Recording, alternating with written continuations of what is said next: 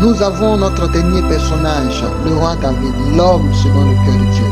Nous savons de toute la Bible comment ce dernier était dévoué pour Dieu, comment ce dernier était déterminé, son cœur était tout entier à Dieu.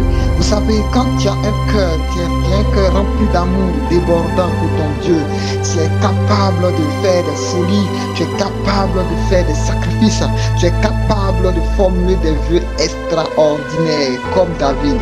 Et David jura devant Dieu, il prête un serment et son vif désir de ce serment, c'est de ne pas entrer, c'est de ne pas monter sur son lit, c'est de ne point se donner du repos, ne point de donner du sommeil, jusqu'à ce qu'il puisse trouver un lieu à Dieu, jusqu'à ce qu'il puisse bâtir un temple, jusqu'à ce qu'il puisse trouver les conditions pour adorer son Dieu, les conditions pour que lui et le peuple de Dieu puissent avoir un cœur totalement tourné vers Dieu. Quelle adoration, quelle forme de prière, quel vœu christocentrique, quel vœu qui émane du plus profond de ton cœur, plus profond du cœur de David. Et en contrepartie, Dieu lui promet, oui, c'est vrai que tu as fait ce vœu, mais comme tes mains sont entachées de sang, c'est ton fils qui réalisera le vœu que tu viens de me formuler. C'est pour dire ceci, que notre descendance bénéficie de notre relation avec Dieu. Nous pouvons formuler des vœux, mais Dieu peut nous empêcher de le faire, de le réaliser et permettre à notre génération de pouvoir accomplir ce vœu à cause de certains paramètres. Et là, nous voyons très bien que les mains de David étaient entachées de sang. Après avoir étudié la vie de tous ces personnages, il est vraiment intéressant de pouvoir découvrir les motivations qui ont déclenché les vœux que ces derniers ont formulés. Alors la véritable question est la suivante. Quelles sont les motivations qui déclenchent la prière par le vœu? La première motivation que nous pouvons citer est la suivante. Une révélation, une espérance surnaturelle de Dieu, ou du moins de Jésus-Christ de Nazareth. Eh bien, Jacob l'a expérimenté et il n'avait pas d'autre choix que de chercher à faire du Dieu qui s'est révélé à lui son Dieu et de se mettre du moins de son côté. Jacob à Bethel va avoir une révélation divine, une révélation surnaturelle. Le Dieu dont il avait déjà entendu parler, le Dieu dont son père Isaac lui a déjà parlé, le Dieu dont sa mère lui a déjà parlé. Il va rencontrer ce Dieu-là. Et cette révélation était tellement intense. Cette révélation était tellement mystique. Cette révélation était tellement forte qu'il était obligé de formuler un vœu selon lequel il devait avoir ce Dieu-là comme étant son Dieu. Mettez-vous un peu à la place de Jacob.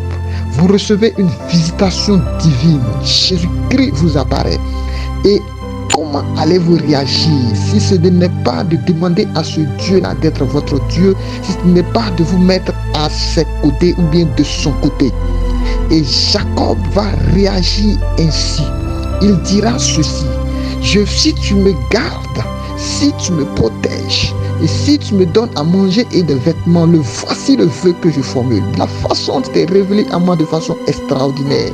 Je ne peux que aspirer que tu sois mon Dieu. Parce que si tu es mon Dieu, j'ai gagné. Si tu es mon Dieu, j'aurai du succès. Si tu es mon Dieu, j'aurai tout eu. Si tu es de mon côté, si je suis dans ton camp, il n'y a pas de victoire que je ne vais pas remporter. Il n'y a pas de guerre que je ne vais pas remporter. Ma vie ne sera pas un échec. Je vais aller de l'avant. Et il est bon pour moi que ce Dieu-là soit de mon côté. Et c'est ainsi que Jacob formule un vœu. Ce vœu d'avoir Dieu de son côté. Une révélation intense. Une révélation intime, surnaturelle. Pousse, libère le cœur et conduit un cœur à attirer, à chercher à avoir la faveur de ce Dieu-là. La deuxième motivation qui déclenche des vœux, eh bien, ce sont les frustrations de la vie. Quand tu as vécu une vie pleine de frustration, de moquerie, tu ne peux que faire, de crier à Dieu, de changer ta situation. Tu ne peux que présenter ton cas à ce Dieu-là. Et le cas d'Anne est un cas d'école. Voici une dame qui a été marginalisée, critiquée, moquée par sa coépouse Pénina. qu'est-ce qu'elle pourrait donc bien faire quand elle se présente devant son Dieu? C'est pour cela qu'elle demande à Dieu de regarder son cas, de se souvenir de sa situation.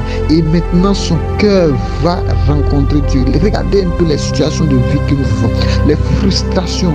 Nous disons à chaque fois, si seulement Dieu pouvait faire ceci, si pouvait faire cela, voici ce que je ferai.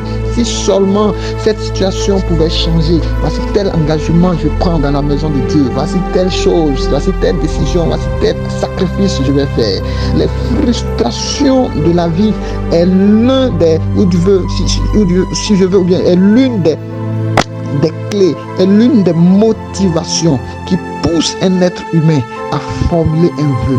Et ce vœu qu'il formule, c'est un rapport avec la souffrance, un rapport avec la souffrance qu'il a vécue, un rapport avec les crises qu'il connaît, implorant la grâce de son Dieu, que Dieu se souvienne de lui, afin que ceci change, et enfin il prête un serment. Les frustrations de la vie. Alors regarde un peu dans ta vie, quelles sont les frustrations de la vie que tu connais, quelles sont les moqueries que tu connais, quels sont les défis que tu connais, quelle est cette colère que tu as envie de pousser.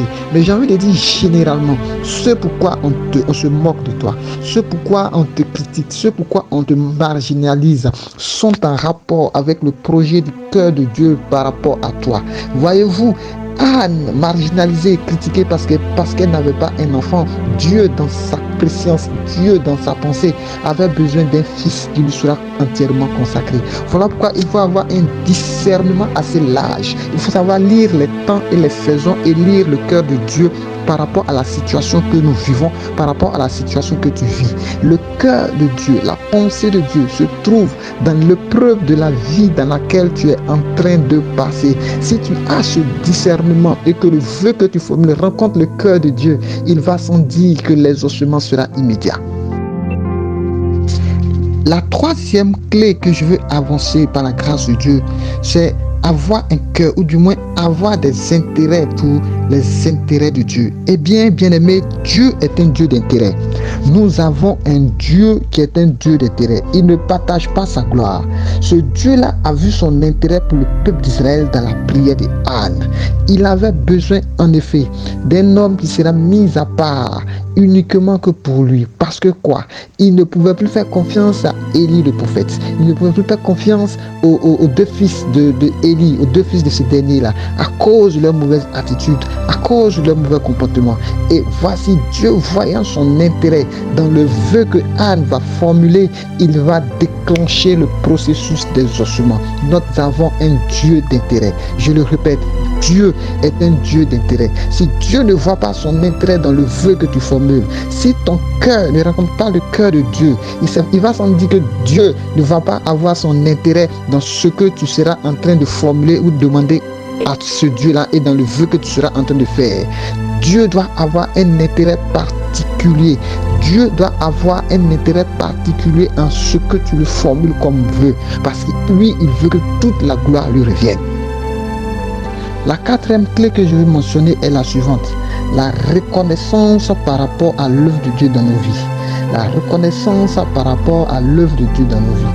Voici David, au psaume 132, qui va dire ceci: je ne vais pas donner de repos à mes mains, ni de sommeil à mes yeux, tant que je n'ai pas trouvé un endroit pour bâtir le temple de Dieu, où l'âge de l'Éternel ne va du moins se reposer. Et David reconnaît que Dieu l'a délivré d'une situation et de certaines situations, et son cœur débordant d'amour et cherchant à trouver un moyen pour exprimer sa reconnaissance, il va formuler le vœu de ne pas se reposer, de ne pas dormir, tant qu'il n'a pas encore bâti un temple pour son Dieu.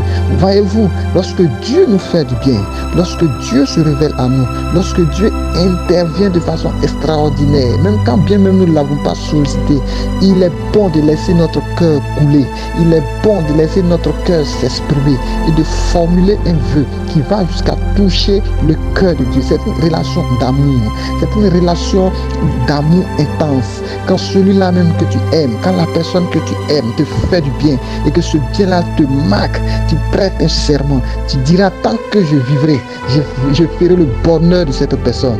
Tu te dis, tant que la personne sera correcte par rapport à moi, je ferai le bonheur de cette personne, j'agirai ainsi dans sa vie. Et nous, en tant qu'hommes, nous le faisons à tout moment. Nous, en tant qu'hommes, nous agissons ainsi, soit envers notre femme, soit envers nos enfants, ou soit envers un autre ami, ou soit avec quelqu'un qui nous a marqué par rapport à un geste qu'il a fait. Eh bien, Dieu ne cesse de le faire. Dieu ne cesse de nous faire du bien. Dieu ne cesse de nous bénir. Dieu ne cesse de nous délivrer des situations inimaginables, des situations qu'on ne peut même pas penser. Alors, un cœur rempli d'amour, un cœur reconnaissant, il est de bonne loi de laisser son cœur couler et de dire à Dieu ce que son cœur exprime, les sentiments que son cœur exprime et les sacrifices qu'on a envie de faire pour ce Dieu-là et les réaliser. Bien-aimé dans le Seigneur, après avoir découvert toutes ces motivations, on pourra peut-être trouver encore d'autres raisons ou d'autres sources de motivation pour formuler des vœux. Mais après avoir trouvé ceci, quelle attitude adopter pour marquer ce Dieu-là? Quelle attitude adopter? Comment faire pour que ce vœu que nous avons formulé, ou bien pour que cette prière puisse avoir du poids, puisse peser dans l'esprit? La première des choses à faire, après avoir formulé un vœu, c'est d'abord de réagir comme a fait Jacob. Jacob bâtit un monument. Il a bâti un mémorial pour se souvenir de sa promesse. Il dit, cette pierre que j'ai dressée et consacrée sera une maison de Dieu.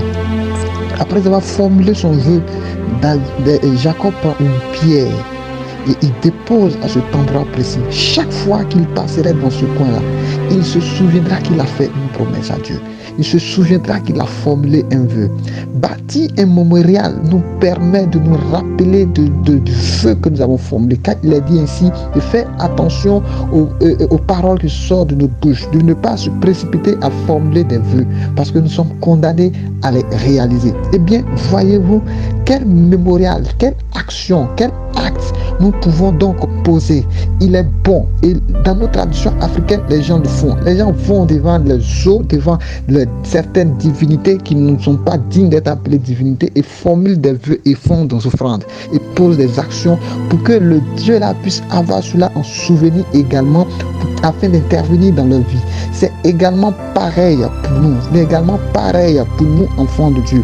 Bâtir ou du moins un hôtel, bâtir un mémorial, faire une offrande à ce Dieu-là, à l'autel de ton homme de Dieu, pour que Dieu se souvienne de cette offrande, de cette parole que tu as faite comme promesse à ton Dieu. C'est très très important.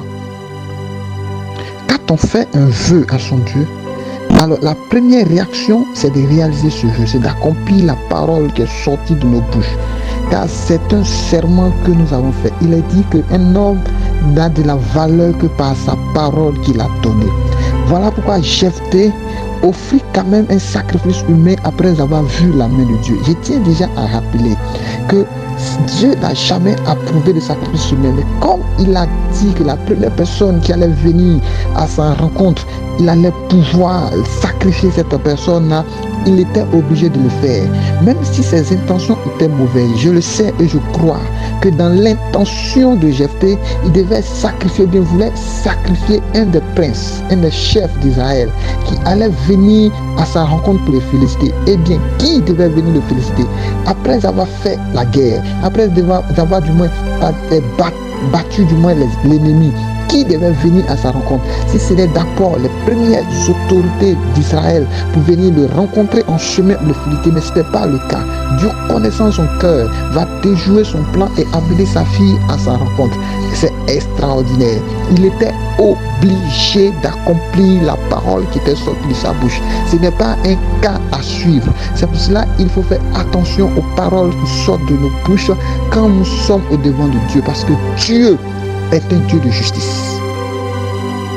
Lorsque nous étudions encore la vie de Anne, nous réalisons que cette dernière-là a accompli le vœu qu'elle a formulé à l'Éternel son Dieu. Et quel était son vœu? Si Dieu lui donnait un enfant, elle allait lui redonner. Elle allait consacrer cet enfant-là entièrement à l'Éternel son Dieu.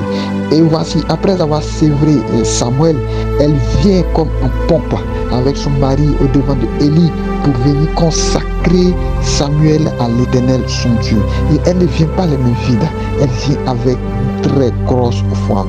Dieu ayant exaucé son vœu, elle vient exprimer sa reconnaissance. L'offrande accompagne l'accomplissement d'un vœu. Je répète, l'offrande accompagne l'accomplissement d'un vœu.